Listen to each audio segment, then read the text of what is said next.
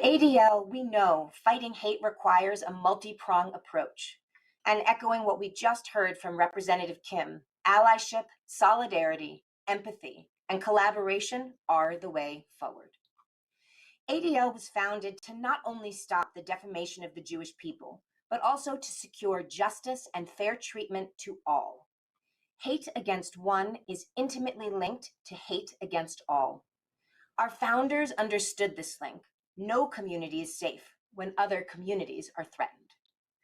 Today, I'm excited to introduce our incredible panelists, national leaders who are playing critical roles in combating discrimination against all communities. They are also leaders in strengthening the partnership between the Jewish and Asian American communities, and we're proud to say they are good and true friends of ADL on the Hill. Please join me in welcoming Representative Judy Chu from California, Representative Ted Lieu, also from California, and soon Representative Grace Meng for New York. Hello, thank you so much for being with us today. Okay, so let us get started. Representative Lieu, in this moment of rising anti-Asian hate and anti-Semitism, you are a co-chair of the Bipartisan Task Force for Combating Anti-Semitism. What needs to be done? Thank you, Deb, for your question. I want to thank ADL for putting on this panel and all that you do to fight against hate in America. And I also want to commend Judy Chu, the chair of KPAC, and Grace Meng, who is the chair of the PAC for KPAC, and all the people who are participating today. So regards to your question, I'm very honored to have been appointed to the Bipartisan Task Force to combat anti-Semitism. And a lot of what we need to do is simply to raise awareness. So when you're in Congress with 434 other members of Congress, it turns out that many of them have districts that look nothing like Southern California or New York, and they have very few Jewish Americans in their district and very few issues related to hate or anti-Semitism or Israel, for example, and just simply raising awareness, because these are not issues that these members of Congress think of in their top 20 issues. And it's just very important to educate folks. And I think raising awareness is a very important part of this. So thank you to ADL for doing that. And thank you for also supporting the Asian American community. Thank you. I understand that Representative Meng has now joined us, so I'd like to invite her on stage, so to speak. Hello. Thank you so much for being with us. Thank you. So, Representative Meng, I'm going to put you in the hot seat right away, and I'm actually going to ask you the same question that I just asked Representative Lieu. We're seeing a rise of anti-Asian hate and anti-Semitism, and as a co-chair of the Bipartisan Task Force for Combating Anti-Semitism, what do you think needs to be done? Well, first, I want to say thank you to ADL, the entire leadership and ADL family, and of course for my colleagues, Judy and Ted, for all the work that they do. But I will say that, over a year ago, when we started seeing increased incidents of hatred towards Asian Americans, the ADL, Jonathan, you guys were one of the first to reach out to us and to make sure that we knew that we had friends and that ADL's community was standing in solidarity with us. And I will say that that's been true every step of the way. Sometimes I feel like the muscles and vocabulary of advocacy with the Asian American community is relatively young and new in some parts of our community. And the Jewish community, who has had its share of hatred and bigotry aimed at them, has really tried to take the Asian American community under their wing and try to, anything from collecting data and issuing reports and doing events with the Asian American community to say that hatred against any community is not okay, and that we will work together, whether we're combating anti-Semitism or combating racism towards any other community. And so we're incredibly thankful for your allyship. Well, thank you for that. It's a pleasure to be able to stand with you. So, multiple researchers have seen strong correlation between the use, spread, and normalization of phrases like China virus and the harassment of Asian Americans. What would you say, or what would have you said to people who embrace these terms? Representative Chu, why don't you begin? Well, first of all, let me thank you for inviting me to be here today and for being with my incredible colleagues, Congress members, Grace Meng and Ted Lieu. And our relationship goes back actually 20 years ago when I was in the state assembly and was trying to get justice for the hate crime killing of Kenny Chu in Orange County. And also when we worked to get your tolerance curriculum in the state of California.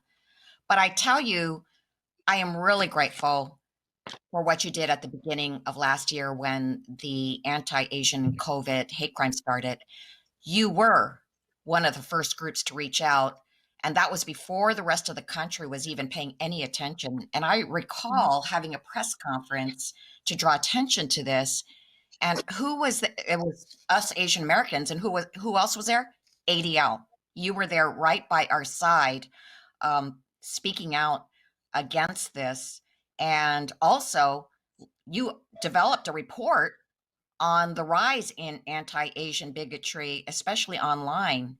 So it was so meaningful to us to know that at such a frightening time for Asian Americans, we were not alone.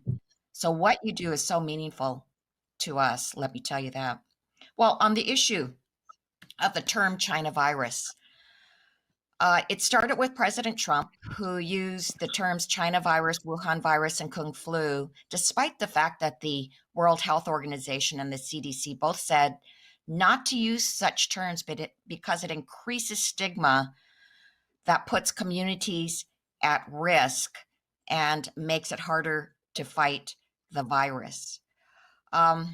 Using the geographic location of a pandemic doesn't actually help you fight it at all. Names of viruses are descriptive based on how the virus looks or transmits. It's information that is helpful for epidemiologists, but locations do not help. For instance, the Spanish did not start in Spain. But not only that, using the terms China virus and Wuhan virus actually fanned the flames of xenophobia. And even though we had those press conferences that I talked about to protest against this, Donald Trump doubled down even further. He actually used it even more and got his followers to use it.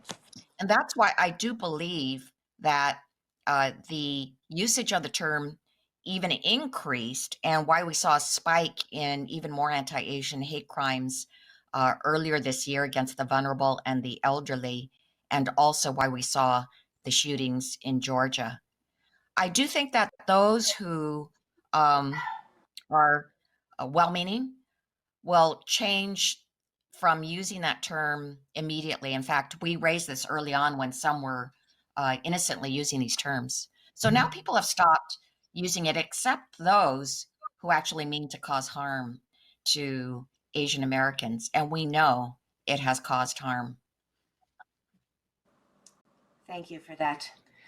And thank you for your comments about ADL being the first to step up and stand with you. I know that's incredibly meaningful to all of our leaders who are on the line today. So thank you for those remarks as well. Representative Meng, over to you. So what would you say to people who embrace those kinds of terms? Well, Representative Chu is correct. I mean, even the former health secretary and the WHO, World Health Organization, said the same thing, that, we shouldn't be using these terms for the very reason, because of the stigmas that it could create. And we have definitely seen that over the last, 14, 15 months or so. The numbers of incidents have increased exponentially during this past year. And leaders have a responsibility. Leaders have a very wide forum, and it's important to be responsible with language that is being used. And at a time when there was so much fear and so much unknown about a new, disease that was affecting so many Americans, it was completely irresponsible and not constructive, and really put a target on the backs of so many Asian Americans across the country, to the point where people to this day are still living in fear. People telling their grandparents and parents not to go out, that they'll bring the groceries over for them, or telling their kids not to play outside because they're scared that they'll get harassed. People sharing, where to buy pepper spray and things like that. That's the level of fear that people have in them right now. I mean, it's incredibly upsetting to hear it framed that way, although I know, of course, you're correct. Representative Lieu, what do you say? What do you say to those people who embrace that kind of language? I remember we had a House Judiciary hearing on hate against Asian Americans. And unfortunately, we had some of my colleagues across the aisle who would use language like that. And there were witnesses during this hearing that testified you can show a correlation between the use of phrases like Kung Flu or Chinese virus and a rise in hate incidents. And at the end of the day, when you say those words, you're giving people more permission to view Asian Americans as somehow foreign, as somehow carrying this virus or causing harm to people because of this virus. And that gives these folks more permission to attack the Asian American community. And it is not a coincidence that you saw this stunning rise in hate crimes that was timed exactly when this pandemic started. And the nonprofit Stop AAPI Hate has recorded over 3,800 such hate incidents and hate crimes since March of last year. And while people continue to use these phrases, we do have less of it, partly because we now have a president of the United States that doesn't use these phrases. In fact, President Biden has done the opposite. He's issued an executive order to combat hate against the Asian American community. He's directed more federal resources towards hate crimes. And he also visited, along with Vice President Harris, Asian American leaders in Georgia. So you have a very different administration right now, and hopefully they can help mitigate the rise in hate against the Asian American community. I certainly hope so as well. Representative Meng, I have another question for you, and I know that you do need to leave us a little bit early, so I want to make sure we get a chance to address this. In 2016, you sponsored legislation that removed the derogatory term Oriental from federal law. And just last month, the Biden administration will stop using the term illegal alien. We believe that words matter. What else can we do to reject derogatory language and promote more inclusive language?